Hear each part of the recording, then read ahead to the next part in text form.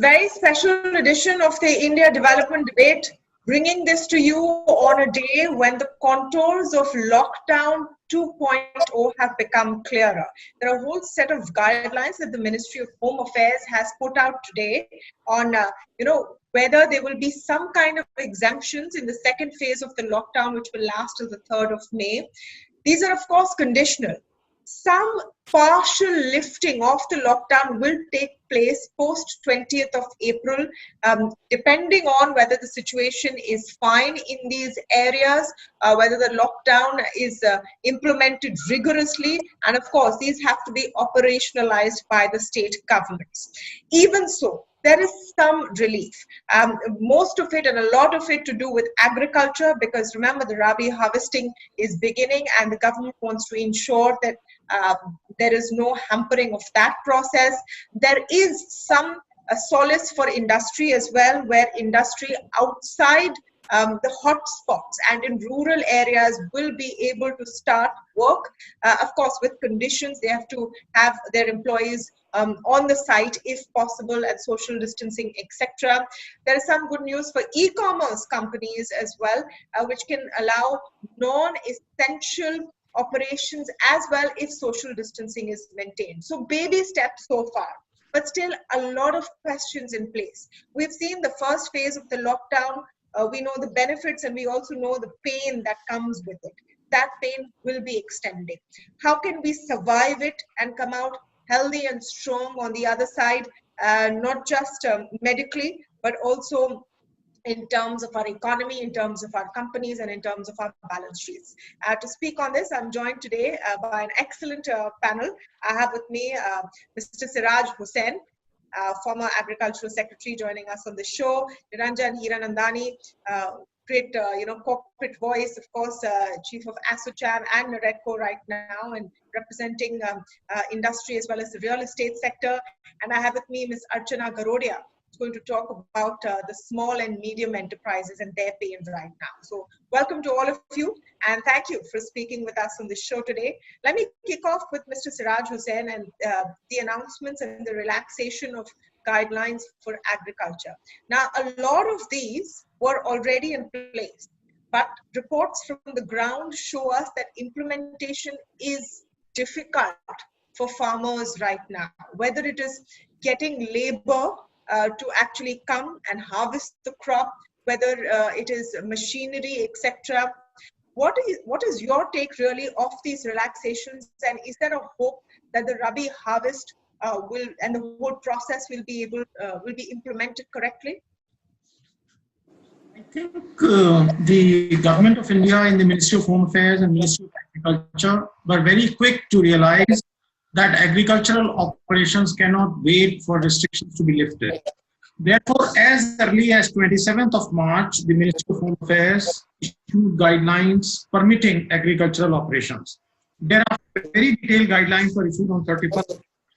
And as a result of those guidelines, the harvesting was completed in Madhya Pradesh, Rajasthan, and Gujarat, where Rabi crop comes a little earlier than Punjab, Haryana, etc. Therefore, the harvesting of chana, for example, or the harvesting of other oil seeds, mustard, for example, castor seed, that was completed. In fact, there was not much shortage of labor because labor was locally available, and some labor had also migrated from Delhi and other places to the villages. In Punjab and Haryana, where major operations are going to start in a few days' time, today, tomorrow, or the day after, harvesters are very much in place. So, on the whole, the harvesting operations have not been affected badly. What has been affected in agriculture is the difficulty in moving perishable products like horticulture products, as a result of which farmers have suffered a great deal. Okay. the transportation and supply chain angle is also one which will have to be looked at very carefully. And that is one big relief, allowing the transport of all goods. In fact, Srinivas Mothey is also joining us from Paytm Mall. And, hopefully e-commerce companies have a smile on their face today because they can start some kind of operations, maybe. I'll come to you in a bit, Srinivas. But meanwhile, I'm going to go across to Niranjan. Niranjan, we've spoken earlier a couple of times on what should be coming from the government in terms of an economic package. We're still hoping that there will be some kind of support. You've spoken about this quite vociferously. Do you think it's enough now that at least there has been some exemptions in terms of industry starting work? At least you can start work. Real estate can start work with some conditions. Tamanna, I agree with you 100% that this was an important move. As Amitabh Kant of Niti Aayog clearly said, "Jaan hai, lekin jahan bhi abhi aana chahiye." And he put it very, very correctly in a meeting which took place with the Home Secretary of India that we needed to move both the fronts. Consequent to that, we've had this operation started immediately by a direction of the Home Secretary, has come from the Home Ministry. Now, we are very, very clear that we wanted to start it in phases because it's not practical to open up the whole economy at one time. It won't be possible also. So I think it's a wonderful step that they have taken where they have divided it into parts and they've said 100% agricultural activity, essential activity, e-commerce activity, important other items in terms of businesses, they have said very clearly. They've also permitted construction activities subject to conditions in rural areas 100%. In urban areas, they've said only those workers who are already there on the sites. And this was our suggestion to the government that you don't want more migration either coming in or going out, but those workers we have been looking after all these days should be put to work because otherwise you can't even look after them, keep them, and we were finding it extremely difficult. One of the big problems that you found of the upsetness that you saw yesterday was partly caused by the fact that this announcement probably came one day late. If it had happened one day earlier, people would have felt not so disturbed and wouldn't have rushed to catch the trains. But I'm happy you are referring, of course, to what we saw in Bandra. In Bandra, Mumbai yesterday, the report said this has happened in Pune. Last night, it happened earlier in Surat. That's an important point, Mr. Hiranandani. So I'm going to ask you to elaborate on that because when you say that workers on site can start construction, what about the supply of building material? Because that is fully opened out under this guidelines. By 20th, everything will be completely opened out. In the sense, even empty trucks going to and forth will be permitted, provide for goods, but not for movement of people. So people are restricted, but goods with one driver and one person to support the truck person is permitted. So I think it's a very good move, positive. I'm very, very happy about it. And I think this will make a substantial difference. Remember, we are losing almost 26,000 crores of GDP a day in terms of losses. So I think this would be at least 50% mitigated after the 20th of April. So that's a very good beginning. And I think it should be done in phases. I'm fully in concurrence with the government that this is a good move. Okay, let me come to you, Ms. Garodia, on what MSMEs are feeling like and looking like right now. The restriction on non-essential businesses is still very much there. So apart from those which are in completely essential businesses, there is no real lift. There is also an appeal from the Prime Minister saying that please don't sack people, please continue to pay salaries. But what we hear on the ground is that MSMEs are, facing extinction. A lot of businesses are facing extinction. What is the kind of feedback you have been getting? See, by some estimates, if we don't get some relief over the next 3-4 weeks, a lot of businesses will have gone past the point of no return. Because while the business is shut and the income coming in is zero, you're still paying your rent, your fixed electricity charges, the interest. The government has given a guideline that there should be a moratorium, but a lot of banks have not implemented it because it's a guideline and not an instruction. And the workers' salaries. So if you see most MSMEs, these workers have been working for them for a long time, and they do feel morally responsible. So, and they're also an asset to the company, right? So you don't want to sack them, you feel morally responsible. But at the end of the day, you have to have the money to pay them. The money could be in the form of liquidity given by banks, that, okay, you take this money, pay it after a year, pay it after 2 years, or it could be in the form of a grant by the government. Now, various countries across the world have handled this differently. Yeah. So one of the suggestions is, like in many countries, they are giving the MSMEs grants. They are giving them grants so that they can continue, even without any income coming in, they can pay their fixed costs. The second is that they are paying the salaries directly to the workers. So, for example, a lot of workers are there in the ESI system, right? So, the government could use that to actually transfer money to the workers, or the way it has done through Jan Dhan Yojana, and you have a certain number of economically challenged people. If you just transfer enough living money to them, then this idea that the MSMEs should pay salaries to their workers, it's not that stringent, because most MSMEs do not have the money to pay the salary. So either you need to fund the MSMEs so that they can pay the salaries, or you fund the workers directly through the ESI system or transferring directly to them. Somebody estimated that to pay, say, half the salary to all the ESI workers, it would take about 6,000 crores a month. Now, that's not beyond, that's not an enormous, unimaginable figure. I'm sure with all the money that, people are also giving to the government, and the government, I think, should, a lot of the non-essential expenses probably can be curtailed, and this money can be given out to the worker. Now, regarding finance and banking, I think a government should give a guideline that whatever CC limits or credit facilities the companies are enjoying from the banks, they should be able to borrow 25% of that limit just as a COVID loan, which can then be repaid after a year, installments beginning after a year or 2 years. That's right. So here it's not that, in many places the interest is actually being written off for 3 months. We are saying, okay, if you can do that, well and good. If not, at least provide the liquidity and give us a couple of years to pay that money back. So a couple of banks are offering it. Some public sector banks are offering COVID loans, but most banks are they've still not formalized their offer. So meanwhile, the expenses are mounting up. So this is something that the government needs to look at urgently. No, absolutely. I hear you. And, we've been constantly saying this on the program, that the economic package for industry needs to now crystallize in some form or fashion. Maybe the first step, perhaps the first step is giving benefit of doubt to at least allow some functioning of business.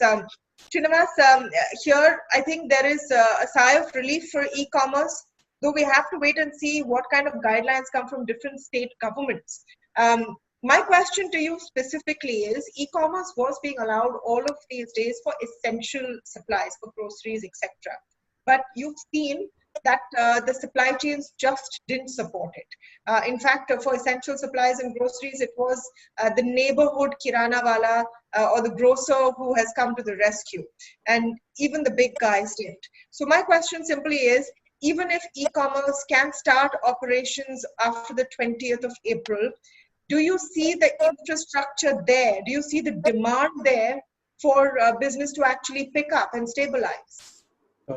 I think let me answer this into two parts. I think when deliveries were launched on essential services, what we've seen is totally 16,000 plus roads was enabled all over India. But the problem was intercity movement. It was not easy at all, intercity deliveries for e-commerce, because one was to even figure out that you have to take curfew passes, you have to follow municipality, RWA, local restrictions, is again, a lot of learning for e-commerce companies to learn that. The notifications were there, but when we started looking at delivering to particular residential area, municipality. They had some other local laws. So I think last few weeks have gone into sorting all of those. I think yes, the platform is ready now. That's on the essential side. Now moving into non-essential side, it's not that I would say easy now while the infrastructure is laid out. We've spoken to a lot of our merchants, and from that example, we've seen there is a dearth of packaging material. So do we have packaging material ready now to ship so many orders? Number one. Number two would be some of the merchants have called us and said, "मेरे पास laborers नहीं है." So the people who package them are not available readily. So I think that's another thing that that's getting sorted out. And the last thing is the intercity movement of goods. While the guideline is there, but it's not still clear state to state, containment zone, hotspots, a lot of those which are there. But I think it's a happy news because at least last 1 week for us as e-commerce company, we've seen most of these issues being sorted out. But I would still say it's playing by the book, playing by how things emerge is what I would say. We see it. On the demand side, I think we've been requesting with FICCI, we've been interacting with the Commerce Ministry side also that, yeah, essential services is a must. But most of the workforce, IT workforce, and all the workforce are working from home. Do they have all the appliances? Do they have all the consumer electronics that are required? Those are also essentials. I think now this 20th relief would bring a lot of those products into the gamut of essentials is definitely a happy thing. Learning from Asian markets and other markets, consumer demand will again in a staggered way pick up by the way of categories. Not all categories will pick up in one go is what I would say. Okay, so no, just a follow-up question on that, Srinivas. A bulk of revenues for several e-commerce sites are your electronic items, your mobile phones, your gadgets, etc. Do you really see a great demand for it? A new model was launched just yesterday, and people were asking that who's going to buy this when a lot of people are facing job cuts, possibly salary losses or loss of pay. And economic uncertainty. Do they feel like splurging on a new phone? No, I think the COVID opportunity has given a great learning, right, for every one of the company to really adapt to this situation. So I remember, I think the day when the restrictions were announced, everybody starting from Flipkart, Amazon, us saying, sorry, we are stopping all orders. Now, what do we do? Should we say? I think the holy grail is always grocery. I think one great learning has been that it went back to the basics of learnings of the human needs, massive human needs. So a lot of companies who were quickly able to adapt to what the consumer demand is did benefit over the last few weeks. So for example, I'll tell you our example is Paytm Mall. While we were not in grocery, but we suddenly launched masks, hand sanitizers, and some Ayurvedic health supplements. It's like, the demand has gone sky roof. We never expected that, these products would sell. But definitely consumers won't splurge on a phone or anything. But like I said, the consumer electronics starting from laptops, accessories like web cameras, very, very basic things, or including, at domestic, right? All of us are at home now. So my wife has been saying grinder has come off now. So all these smaller appliances, all of those, these are the basic mass-led, demand that will start off. Then moving into your very high average selling price products. So it will start always with lower average selling price products to medium to high. It would go and it will take some amount of time to really reach there. It's the experience of the entire lockdown and fighting the COVID-19 pandemic, I think, has brought to the fore how wide and vast and varied this country really is, and the whole range of issues and problems different people face. For some, it will be finding a web camera as an essential service. For a lot of people, a lot of Indians, unfortunately, it's about their next meal. For farmers, there's an issue. For small and medium enterprises, there's an issue. So hopefully trying to reflect a lot, a bit of all of that in this conversation, which is why I want to turn to the problem of the situation with migrant workers and them coming out in different parts of the country. And we saw that incident in Bandra yesterday. Siraj, Hussain, let me come to you on this. Where do you think the solution lies? Right now, it's for a few days more, and clearly governments are in a conundrum. No one is keen to, lift a large number of people and transport a large number of people across state lines right now because you want to be safe. On the other hand, this unease will keep festering till a solution is found. Actually, I had written a piece in the Indian Express with Mr. Ajit Ranade, in which I had said that the urban workers are more at risk as compared to the rural workers, because in the rural areas, families do keep some wheat and rice after harvesting, which can last them for 6 months, 9 months. In the urban area, such net does not exist. Therefore, we had suggested that government should issue free rice to the non-governmental organizations which are registered with the Darpan portal of Niti Aayog. That portal was created in 2014 because there was trust deficit between the new government and the NGOs. We suggested that the portal should be used, those NGOs should be identified, and government should give them free rice. The NGOs should raise money from donations for pulses, vegetables, edible oils, etc. And the workers should be fed for 3 weeks. We had only 3 weeks, which would have taken less than 1 lakh tons. Unfortunately, that did not happen. Government only decided that under open market sale scheme, wheat will be given to NGOs at 22 rupees and rice at 23 rupees, I think is too expensive. I think the urban workers, the learning from this is that whether we like it or not, 80%, various studies show that 80% of Indian families earn less than 10,000 rupees a month. These are very, very poor people who cannot survive in times like this when their incomes have disappeared. Therefore, there is a need to provide food to these people. For the longer term, we have several ideas. We'll be writing about that, but I don't think there is the platform for that. No, but is it, you know, what we're seeing is it's not necessarily just about food. It's not necessarily just about food. It's also about not having an income and not being sure about what's coming next. Archana, Garodia, you know, what has been the experience? What has been the experience? Because a lot of these people work in the informal sector. And as these businesses have sort of locked down and collapsed, so have their incomes disappeared. So as Mr. Siraj said, it is the urban worker which has no safety net, right? And they need to be fed. If we are looking at the economy opening up in stages over the next 3, 4, 5 weeks, it is better that these workers remain in the urban areas, because as their livelihood opens up, they will be available, right? If they go back to the villages and you lift them back to the villages right now, then when the industries open, there will be no workers to run those industries, and you will have to, you'll have to open up the transportation to get these people back. So in terms of speed of opening up the economy, it is better that they are there near their workplaces, but they have to be fed.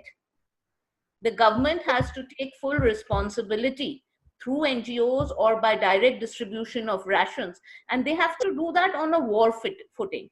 NGOs are doing good work, and it is good. I mean, you know, it is our culture, we will help, but it is the government's responsibility to make sure that these workers are fed, and that has to be the priority, especially because one, if they go back to the villages, there's a chance of the spread of COVID, right? But you know, again, I'm reiterating that point. It's not just about food and rations. Mr. Hiranandani, you want to come in here? It's not just about food and rations. It's also about an income and the insecurity. Everyone would want to be with their families when they're in the middle of a crisis. Yes, so basically 2 issues there, and I think Siraj Hussain put it that is the agriculture side. But remember, the second largest employer in India today is construction and construction workers. So in reality, we have to work on a balance in parts. And if you must know that many of these construction workers actually also work on the farms during the harvesting and that time. And this is the reason why there is a pressure on migration to take place just now. What is really needed is to see that the lockdown continues for this time. The jobs are given back in the urban areas in phases so that there is a confidence of the worker to be remaining there. Recently, when we were giving free food to the workers, they only asked us, when are we getting our jobs back? We know you're giving us free food. but we want to go back home, irrespective of the fact that we were giving free food. So we said, no, it's going to open out, and it was supposed to open out earlier.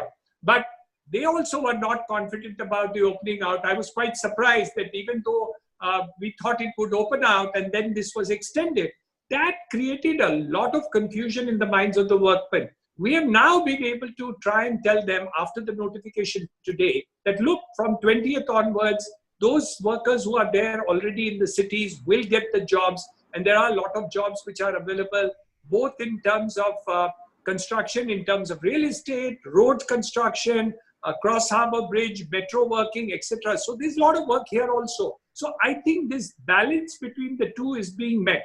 But my worry is what Archana mentioned about SMEs. And in ASSOCHAM, I have 4.5 lakh SMEs as my members. 60% to 70% are already in great difficulty.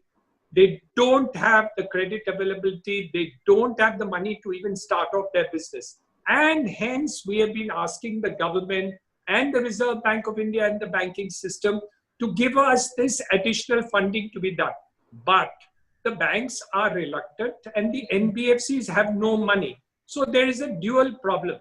So we are now suggesting that there should be a credit guarantee for additional funds which will go on in the market during this period to a cap of 20% or 25%, as Archana just mentioned, for the additional funding that is needed to restart the entire economy and the situation that needs to be, not only for SMEs, but construction line and other businesses also. But the banks, though they have 4.5 lakh crores of money with them, they are very reluctant to give it because they have no confidence of lending just now. Hence, a credit guarantee by the government, as was done in the case of NBFCs, the 1 lakh crores of rupees which was given with a guarantee by the state. Here, it's not necessary there should be 100% guarantee. Even if there's a 40% guarantee for the monies to be done, then also the banks and financial institutions could start lending to SMEs, to real estate, and to the other sector. All the sectors of the economy will get lent. And instead of this 4.5 lakh crores lying with Reserve Bank of India and reverse repo, it will be given into the marketplace. So I think this is necessary. One, there is a second point I want to bring about. And that is what we talked about, the demand side of it, which Srinivas also mentioned, that there is a lack of demand barring some few essential items. So no cars will be sold, no mobiles will get sold, none of the other item of goods. So we are suggesting that there should be a 50% cut in the GST for a period of 6 months to be done with deficit financing. So this is the additional. And the third is that you need to make payments which government is not paying.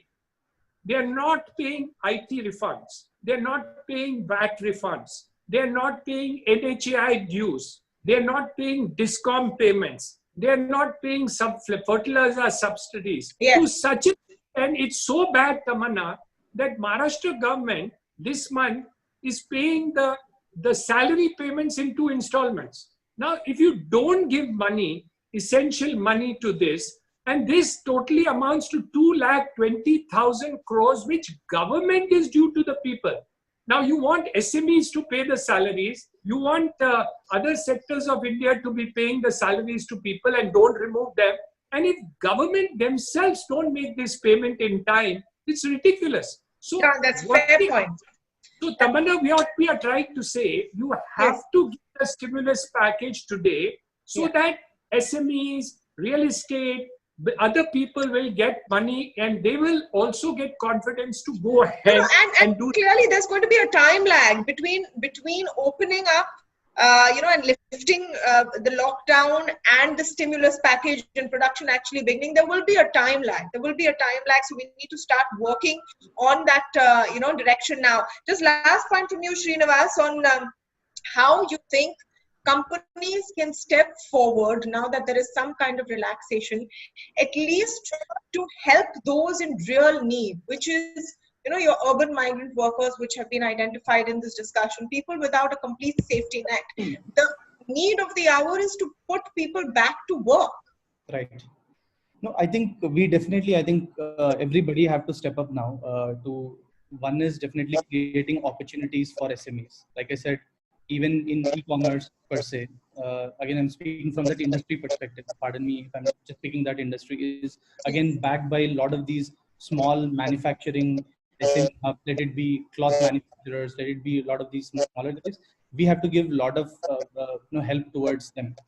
And I think today when we spoke to some of the merchants, they even mentioned that cash flow is a problem for me. Would I be able to buy more stock? Would I be able to produce more goods? I think these are some of the things where, like I agree with Mr. Hiranandani also. I think definitely we need some help from the government to come in. Like in any other country, government has stepped in. Let it be, look at Canada, how they've announced the stimulus package very upfront. Let it be USA, let it be all these countries. I think we definitely need to kind of step forward on that. Two is also provide them necessary precautions, because at this time safety is also important. We all need to understand and agree.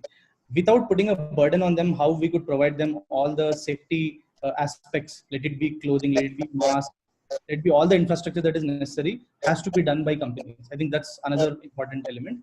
The third is provide them some relief. Let it could be in form of accommodation, because when these guys come back for work, they would need a lot of these support in terms of rentals, accommodation, a lot of those. I would say, I think we have to step on all of these areas to really start the economic activity back. Well, it has to be a priority while maintaining safety, Correct. social distancing, and all of those other points in view. It's a time for innovation. It's a time for survival. And let's hope and see we see some bright spots coming forward in the next few days. The lockdown has been extended, but it doesn't mean that this won't be over sooner than later. So let's keep our fingers crossed for that. Thank you so much to all of you for joining us on the show this evening. That's all the time we have this evening on the India Development Debate, but we will be constantly tracking what COVID-19 is doing to all of us as a people, to our economy, and the government's steps to fight back. Stay tuned to ET Now.